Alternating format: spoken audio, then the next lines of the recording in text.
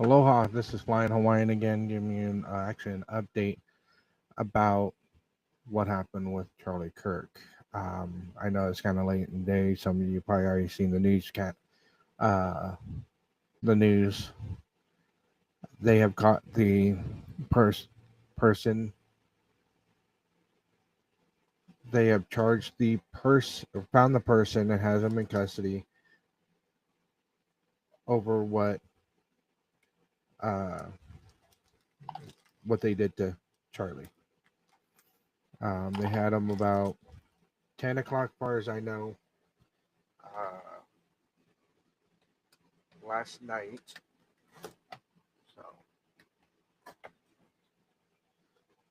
So let's go watch the video. They're going to explain exactly all the details of the case and everything. So let's go.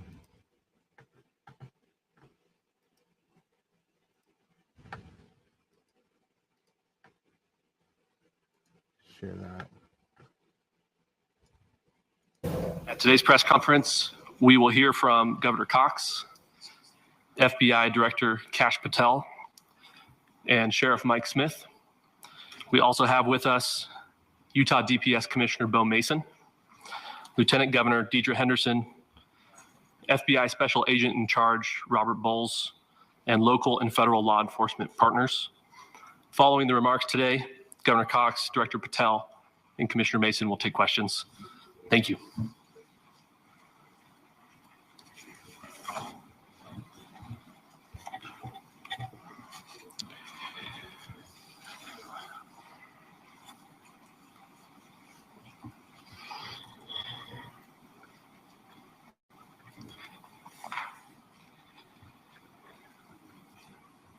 Good morning, ladies and gentlemen. We got him. On the evening of September 11th, a family member of Tyler Robinson reached out to a family friend who contacted the Washington County Sheriff's Office with information that Robinson had confessed to them or implied that he had committed the incident. This information was relayed to the Utah County Sheriff's Office and scene investigators at Utah Valley University. This information was also conveyed to the FBI. Investigators reviewed additional video footage from UVU surveillance and identified Robinson arriving on UVU campus in a gray Dodge Challenger at approximately 8:29 a.m. on September 10th, in which he is observed on video in a plain maroon t-shirt, light-colored shorts, a black hat with a white logo, and light-colored shoes. When encountered in person by investigators in Washington County on September 12th in the early morning hours, Robinson was observed in consistent clothing with those surveillance images. Investigators interviewed a family member of Robinson who stated that Robinson had become more political in recent years. The family member referenced a recent incident in which Robinson came to dinner prior to September 10th, and in the conversation with another family member, Robinson mentioned Charlie Kirk was coming to UVU. They talked about why they didn't like him and the viewpoints that he had. The family member also stated Kirk was full of hate and spreading hate. The family member also confirmed Robinson had a gray Dodge Challenger. Investigators identified an individual as the roommate of Robinson. Investigators interviewed that roommate, who stated that his roommate, referring to Robinson, made a joke on Discord. Investigators asked if he would show them the messages on Discord. He opened it and showed several messages to investigators and allowed investigators to take photos of the screen as each message was shown by Robinson's roommate. These photos consisted of various messages, including content of messages between the phone contact name Tyler with an emoji icon and Robinson's roommate's device. The content of these messages included messages affiliated with the contact Tyler, stating a need to retrieve a rifle from a drop point, leaving the rifle in a bush, messages related to visually watching the area where a rifle was left, and a message referring to having left the rifle wrapped in a towel. The messages also refer to engraving bullets and a mention of a scope and the rifle being unique. Messages from the contact Tyler also mentioned that he had changed outfits. I know there's been speculation as well as to the writing on those casings, those bullet casings, and I believe we have that as well. And I will share that with you now. So the area north of Campus Drive Road where the suspect crossed over, you saw some of that in the video that we released last night, consists of a grassy area with trees on the edge of the UVU campus. Investigators discovered a bolt-action rifle wrapped in a dark colored towel. The rifle was determined to be a Mauser Model 98 30-06 caliber bolt-action rifle. The rifle had a scope mounted on top of it. Investigators noted inscriptions that had been engraved on casings found with the rifle. Inscriptions on a fired casing read, "Notices, bulges, capital OWO, what's this, question mark." Inscriptions on the 3 unfired casings read, "Hey fascist, exclamation point, catch, exclamation point." Up arrow symbol, right arrow and symbol, and 3 down arrow symbols. A second unfired casing read, "Oh Bella Chow, Bella Chow, Bella Chow, Chow Chow." And a third unfired casing read, "If you read this, you are gay, LMAO." We are indebted to law enforcement across the state who's worked seamlessly together, local law enforcement, state law enforcement, and our federal partners with the Federal Bureau of Investigation. We're grateful for everyone who worked together in such a short amount of time to find this person and to bring justice. I want to thank the public who has been so engaged, reviewing videos, helping us with sending in tips, and helping us get to this point. I want to thank the family members of Tyler Robinson who did the right thing in this case and were able to bring him into to law enforcement as well. I especially want to thank the family of Charlie Kirk, Erica, Charlie's parents, his children. I want us to be thinking of them as we bring justice in this case. They will be involved in that justice. We will be working very closely with them as we move through this process as well. This is a very sad day for our country, a terrible day for the state of Utah, but I'm grateful that at this moment we have an opportunity to bring closure to this very dark chapter in our nation's history. With that, I will now turn the microphone over to the Director of the FBI, Kash Patel. Thank you, Governor. This is what happens when you let good cops be cops. The FBI and our partners are proud to stand here today together to bring justice to the family of Charlie Kirk and honor his memory. I want to express my deep gratitude to President Trump, the Vice President, and the entire White House who have been so incredibly supportive with both resources and just personally to the FBI as a team. They had our backs the entire way, and I just want to express my gratitude for giving us the resources we need to operate in this space to bring this sort of justice at this sort of speed. In 33 hours, we have made historic progress for Charlie. Governor Cox, our partnership has been absolutely incredible these last few days. Our partnership will endure. Your state and local partners, your sheriffs, your DPS community has been unbelievably impressive in the hardest of times. And a case like this cannot be solved, cannot be brought without partnering with your state and local authorities. The FBI has a certain role to play, and we will play that role, and we will lead out for the federal government. But Governor Cox, we are so grateful for your state partnership that led out on this investigation. A little bit of the timeline. Charlie was shot at 12:23 p.m. on Wednesday. The first FBI agents arrived on scene in 16 minutes with chiefs of police at 12:39 and secured the scene.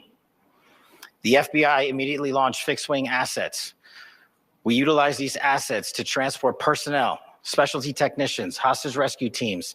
We also utilize these assets to go back and forth from the East Coast and here in Utah to transport forensic evidence and other evidence that will be analyzed and is being analyzed at our FBI laboratories in Quantico and other laboratories, including the ATF.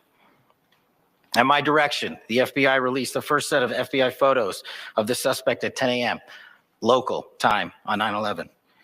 Then, shortly thereafter, the FBI reward of $100,000 was released at 10:45 a.m. local. Myself and Deputy Director Bongino arrived on the scene at approximately 5:30 p.m. on 9/11. The governor led a press conference last night at approximately 8 p.m., where at my direction, the FBI released a never-before-seen video of the suspect. We also released new images to the public of the suspect. And just last night, the suspect was taken into custody at 10 p.m. local time. In less than 36 hours, 33 to be precise, thanks to the full weight of the federal government and leading out with the partners here in the state of Utah and Governor Cox, the suspect was apprehended in a historic time period. And I want to highlight what Governor Cox said. This would not have been possible without you, the media, and you, the public. That's why we went so public, so fast, and we're so transparent, and we're committed to that transparency. The crime scene, just a little bit there. It is a large crime scene. State and local authorities, along with federal authorities, processed that crime scene quickly. And I even had the ability to walk through that crime scene and walk through the steps the suspect took to learn more about what was needed and what resources we needed to bear to create a full picture for the FBI and leadership back in Washington. Furthermore, thankfully to state and local partners, forensic evidence has been seized and continues to be garnered. Forensic evidence has already been evaluated at FBI laboratories in Quantico and state and local authorities here. We will continue to process evidence as we see it, as we collect it, and we will continue to deliver to Governor Cox and his team. Last night, we had a total of approximately 7,000 leads. As of this morning, thanks to your great work, we have over 11,000 leads that were called in to the FBI, and we are running out every single lead that we can. Every one of those leads will be run out. The arrest is a testament to the dedication of good law enforcement being great and partnerships in law enforcement, which I've tried to highlight as my tenure as the director of the FBI. There is no better relationship for law enforcement than the FBI to partner with state and local authorities, and you've seen it here in these last few days. The FBI Salt Lake field office, along with our offices in LA, Phoenix, Denver, San Antonio, Las Vegas, Pittsburgh, Buffalo, our headquarters component in Quantico, all participate in the FBI. I want to express my deep gratitude to the employees of the FBI, the men and women, the evidence response team tacticians, the special operators, the agents, the support staff. I just want to put in a little bit. So they got the suspects, Tyler Robertson, 22, and is in custody. Apparently, he used a Mauser 98 or Model 98 30-06. So some of you people, if you don't know what Mauser 98 is, I'm going to show you right here. So this is just a rough image of what it is. This is not the exact firearm that was used, but it gives you a picture of what a Mauser Model 98 looks like. It's a bolt action rifle, fixed magazine in it. So it holds about maybe 5 rounds in the magazine in it. So as you heard, 4 of the ammunition that was recovered had writing on it. Okay, including the one that was the spent round, the only shot. So to give you a better idea of what a 30-06 round looks like, have it right here. It's second.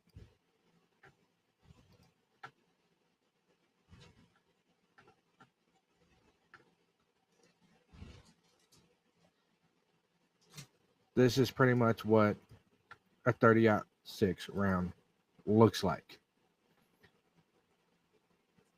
really elongated, not exactly a really big round, but it's enough that hunters use it to go to hunt deer and stuff like that. Um, so when we look at it,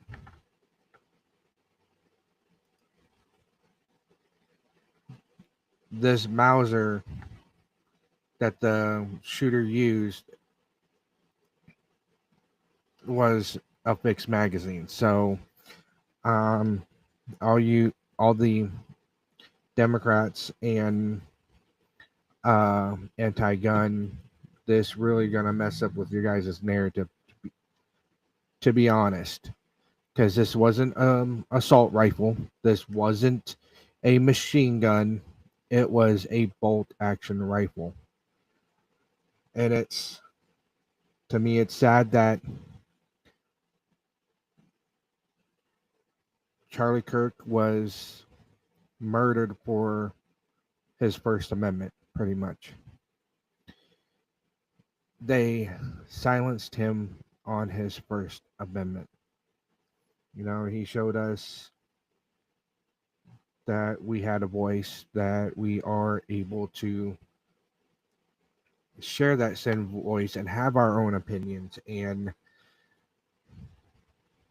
be able to have a good debate about something with no violence.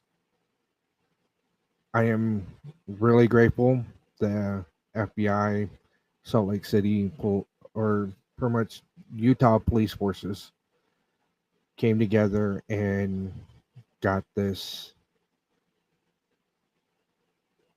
scum who shot someone just because he utilizes his First Amendment. I like Charlie Kirk, you know, one, because of his morals. I know a lot of people don't like Charlie Kirk because of some of the things he said. I don't agree with everything he said, but I do agree with quite a few things. And I liked him because of his morals. And this is wondering, what is the world coming to today if we can't have our opinions, we can't have our voices, and we're going to get shot for it. So let's continue hearing the rest of this so we get a good idea how quick and how fast they got all this done. You have done monumental work in historic time when the public, who had a right to demand such an expeditious solving of an investigation, the FBI answered that call diligently, critically important to our nation, and we delivered. And I'm proud to be their leader, and I'm proud to be the director of the FBI. This is a very much an ongoing investigation, as the governor said, and we will continue to work with state and local authorities to develop the investigation, to provide them the evidence they need for their ongoing prosecutions. And we will be here to answer every call they absolutely have, as long as it takes, for as long as we need to find and apprehend whatever suspects were involved in this crime. Lastly, to my friend Charlie Kirk, rest now, brother. We have the watch, and I'll see you in Valhalla.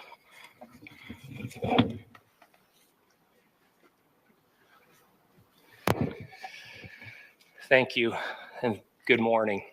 I would just like to take a few minutes as the sheriff to express my gratitude for everybody who has played a part in this investigation. As you know, it's been a vast, a complicated, and a very, very fast-paced investigation. You're looking at people standing up here who are running on, if they got an hour's sleep in the last couple of days, they're probably lucky. It has been very taxing. It has been so impressive, speaking on behalf of the local law enforcement, to see the cooperation that we've seen in this type of case. Across the state, sheriffs, chiefs, our state partners have stepped up and have come to the call on anything that we needed. Our county chiefs have been phenomenal. Our Utah County Attorney, Jeff Gray, who's standing up here with us, has been phenomenal. in leading us through this investigation. I would like to thank the federal government for their resources, their assets. Our local team here, our FBI team, has been extraordinary in helping us work through this and bring this person to justice. Most of all, I would like to thank the public, and specifically, I would like to thank the public who turned to prayers and who turned to positiveness for us. I would like to thank them on behalf of the law enforcement community, because we needed those prayers. That's what we needed to get through this. We needed your support, and you gave it to us.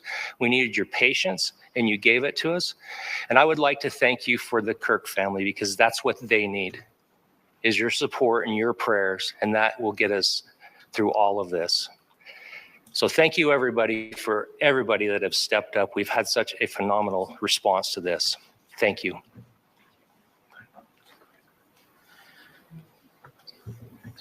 I also want to give a special thanks to the Attorney General and the Department of Justice. Their unwavering support and their commitment to justice is shown true here.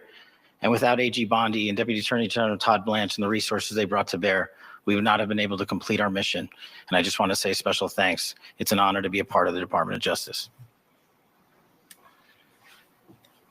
Thank you again to our incredible law enforcement team who has worked so hard. Sheriff, I got a solid 90 minutes last night, so I'm probably the most well-rested person up here. Ladies and gentlemen, I get the microphone, so I hope you'll permit me a moment just to share a few more thoughts about where we are and how we got here, and maybe a little bit of where we go from here. I don't want to get too. If we're getting on to anybody that's just showing up, you guys haven't heard the news. They caught the guys, Charlie Kirk's killer.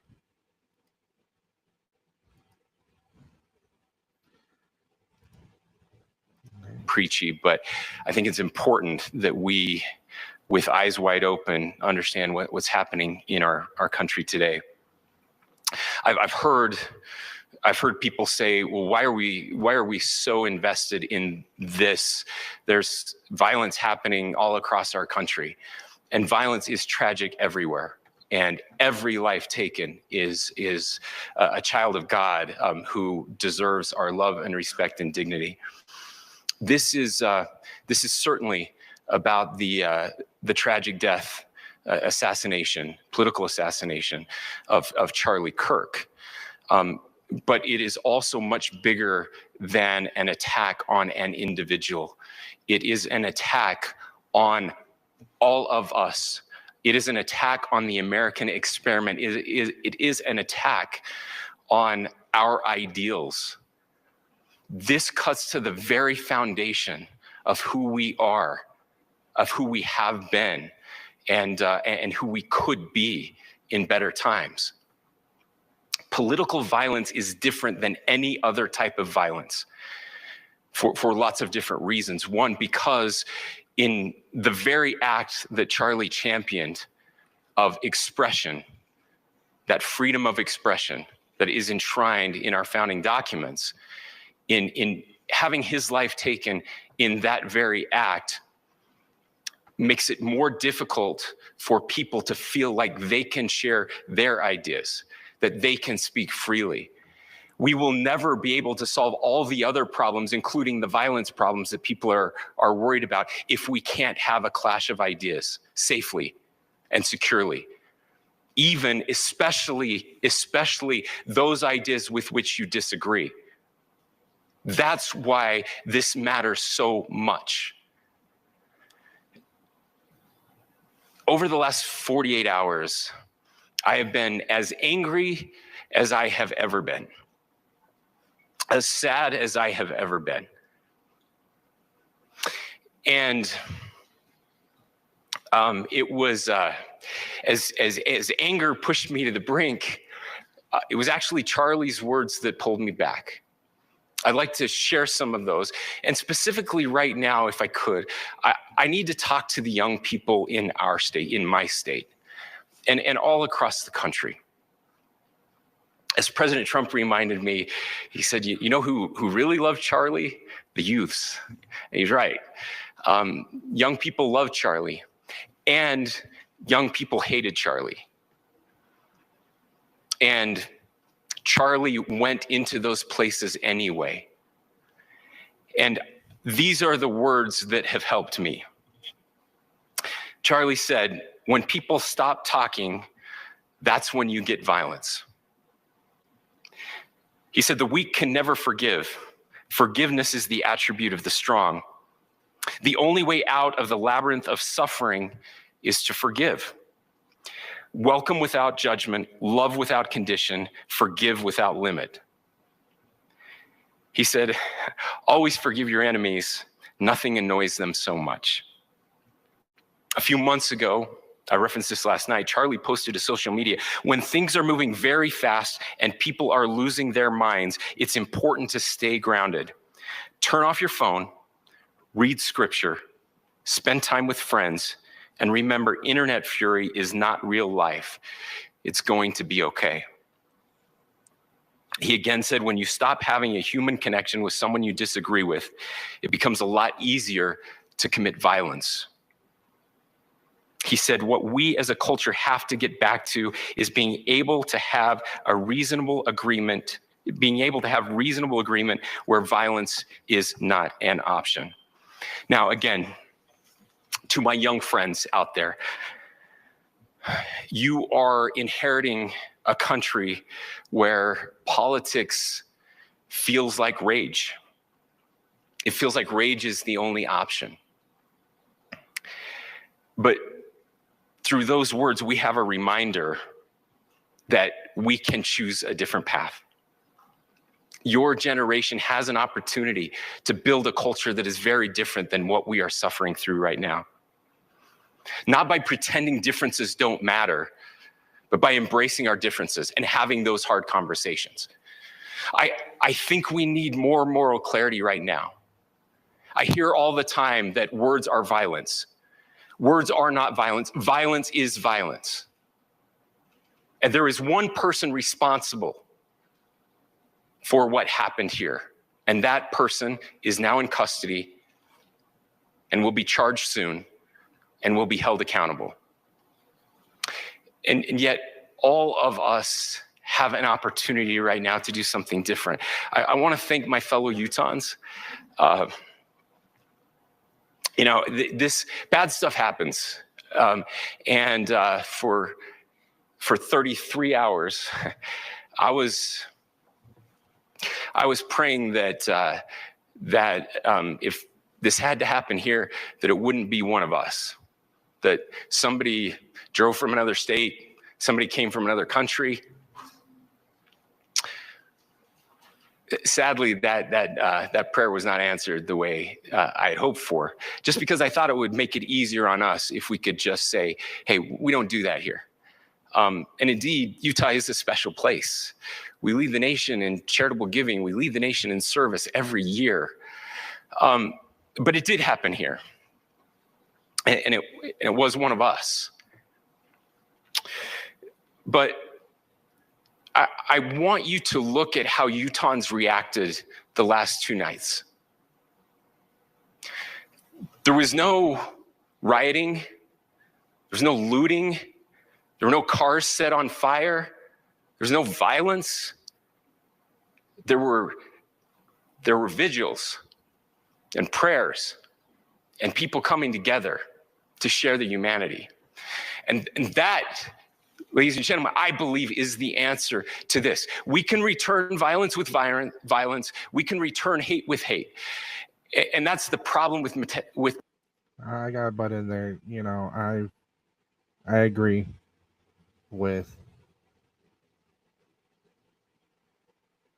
Governor.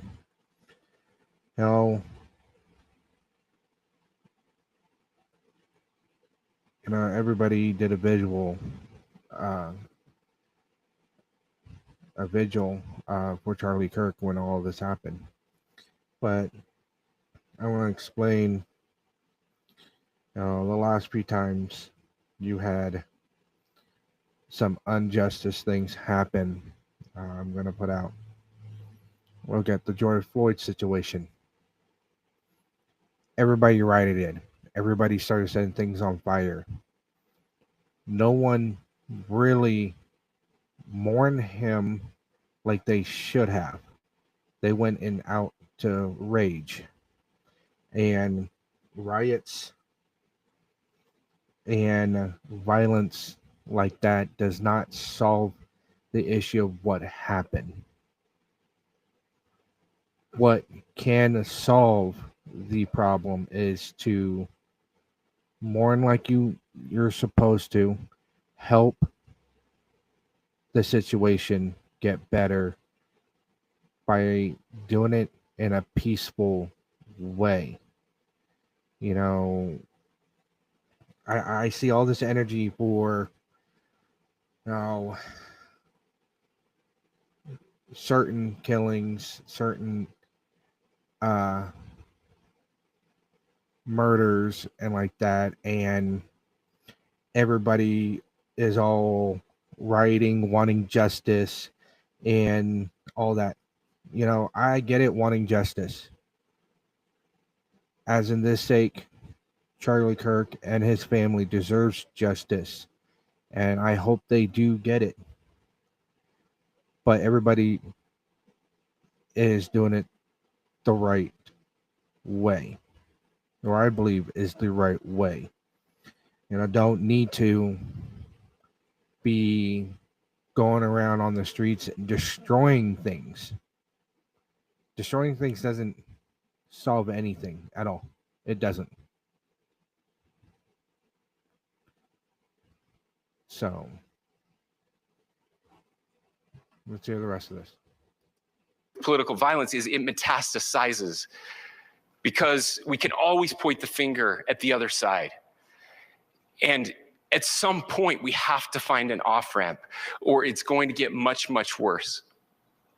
But see, these are choices that we can make.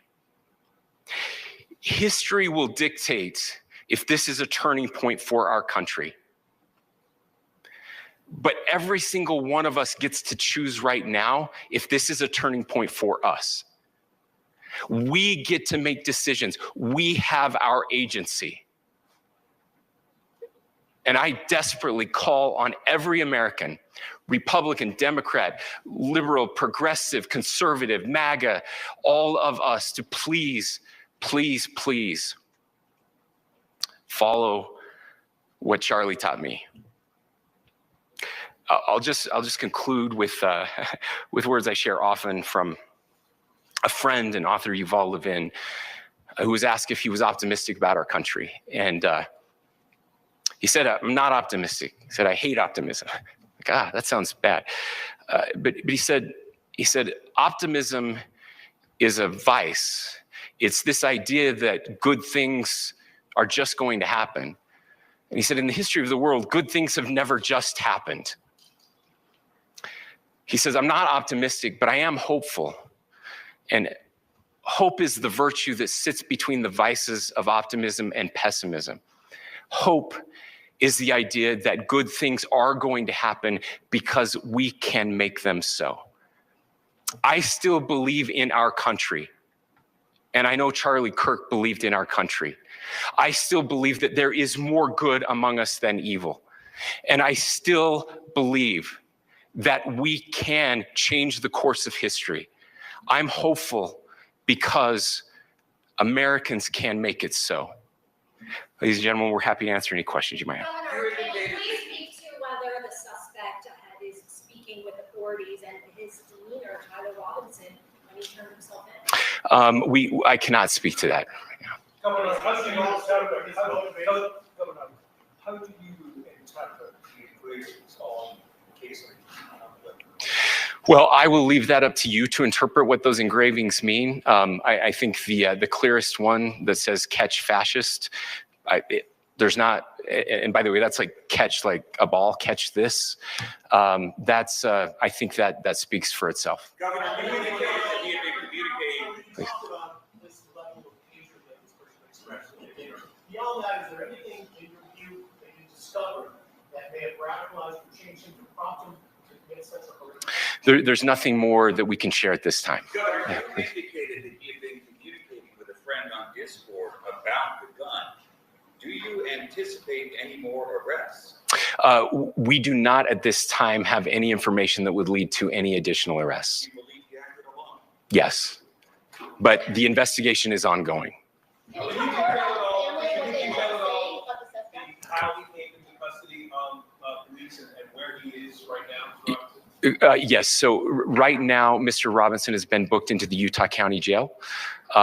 You heard the president this morning report that that he was taken into custody. That his family and a friend helped to deliver him into custody of law enforcement in Washington County. For those of you that don't know where Washington County is, it is the southwesternmost part of the state of Utah. It's about a 3.5 to 4 hour drive from here, where we are right now, and that's where he lived and where they turned him in. Please, I'll go here. I can't share any more than what I've already shared. Yeah.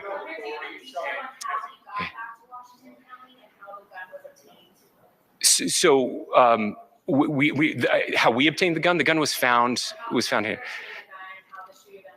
Yeah, so I don't have much more details on that. We do know that he drove. We had his car here on campus, and then we had his car going south back to the St. George. It's actually the city of Washington in Washington County. Is he talking with authorities and did he discuss a motive? I'm sorry. We don't have any information that would lead us to believe that. Yes, in fact, it was just released. Yes. Talking with authorities and did he discuss a motive? I can't answer that right now. Yeah, thank you. Over here.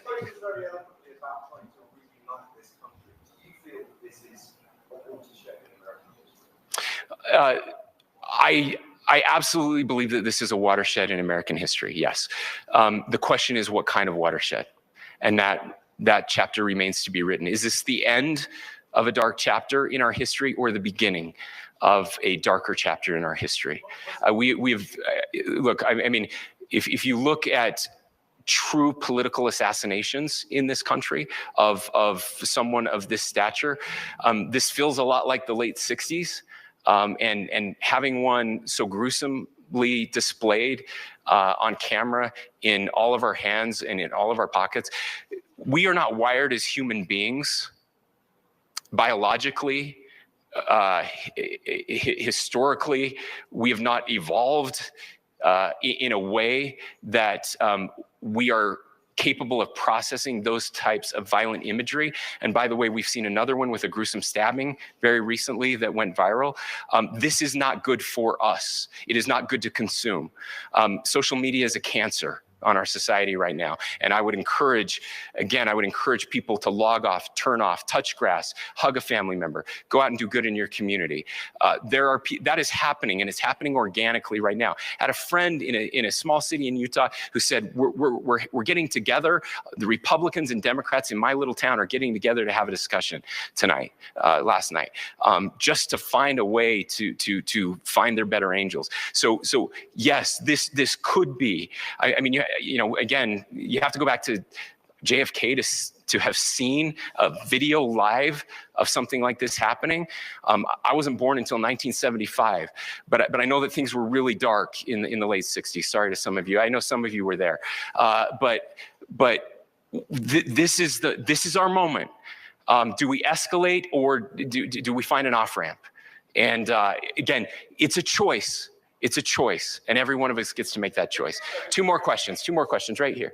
Could we clarify that the release of those enhanced images at 8 p.m. timeline that Director Patel gave us led to the arrest at 10 p.m.? Is there a direct connection between those two events? I cannot comment if there is a direct connection or not, but all I can say is that that through some process, the family came to know that this had happened. One more thing, Governor. Could you just clarify the clothing issue you mentioned earlier? Was he changing outfits? Correct. Clarify Yes. So when he's first spotted on campus, he has different clothing on, and then he changes clothing on the roof, and then changed back into that clothing at some point, so that when he was apprehended, when he was arrested, the clothing matched the clothing he had on before the shooting here at UVU. Last question here. Yes. Suspect was from Utah. Can you kind of tell us a little bit more about where, and was he a student here at this university, and is there any history of mental illness? Yeah. So I don't have any information on the mental illness part. He was not a student here at UVU. He was living and had lived for a long time with his family in Washington County, in the southernmost part of our state.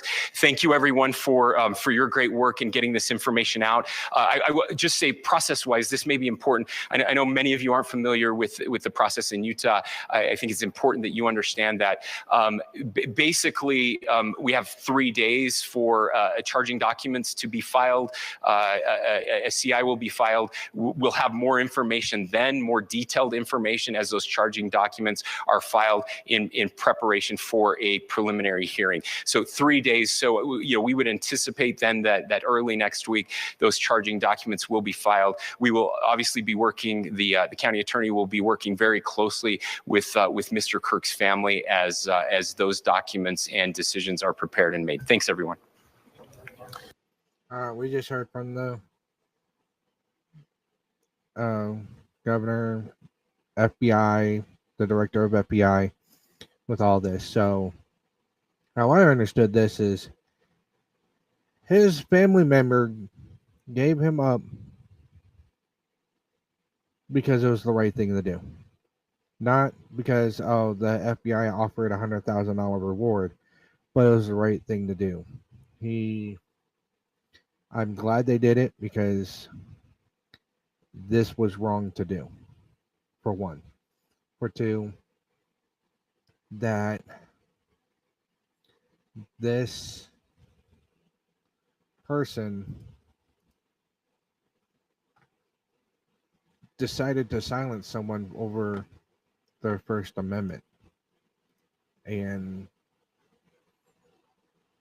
what kind of country are we if we silence people for our First Amendment? We're already having people trying to get rid of our Second Amendment, but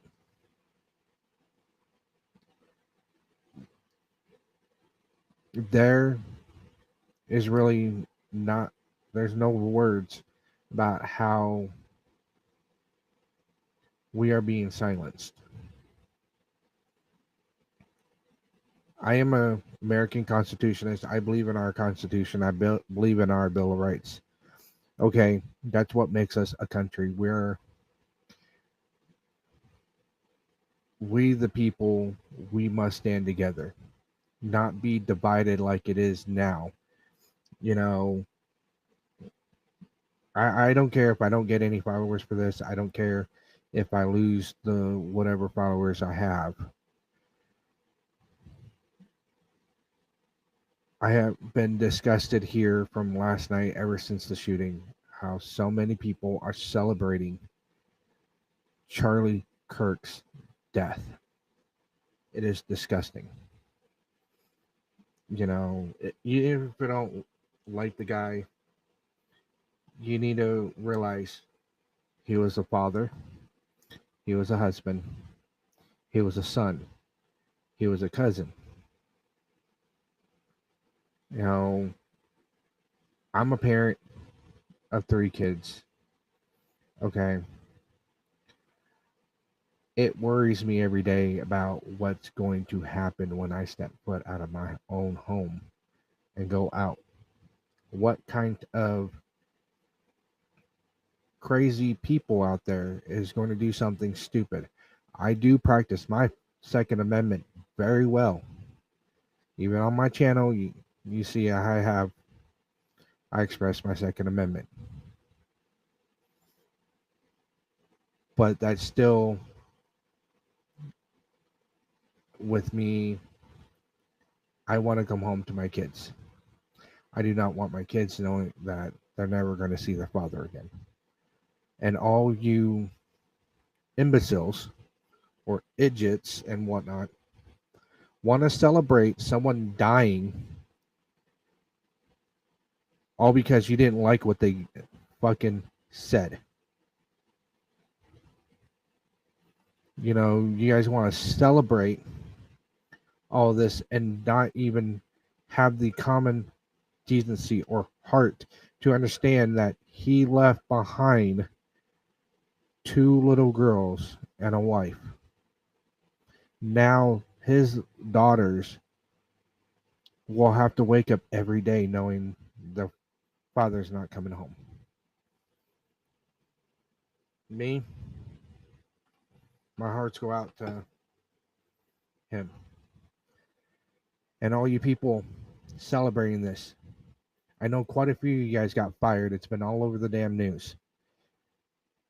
Teachers, school administrators, even people in the NFL all got fired because you guys are celebrating someone's death. There's something morally and mentally wrong with you guys for celebrating someone's death. I didn't see you guys doing that when George Floyd was murdered. Or I didn't see any of you guys doing that when Breonna Taylor was murdered. Everybody threw a damn fucking riot and destroyed shit because of their murders. But when someone spoke out about the First Amendment and everybody had a right to have their rights, including standing up for unborn children, you guys want to celebrate that. Like I said, there is something mentally wrong with you fuckers. Very mentally. And I'm with all the other people that has been standing up for Charlie Kirk and his family. You know, this is completely fucking wrong. I'm going to end this podcast as it is. I'll be following up next week about if they have filed charges. I looked up trying to see if I can see what kind of charges are being filed right now. They are not releasing that information right now, even on the Utah County Jail inmate search. So, but still stay tuned, and I will come up with another update to see when the court proceedings of this scumbag. Aloha. I'll see you guys next week.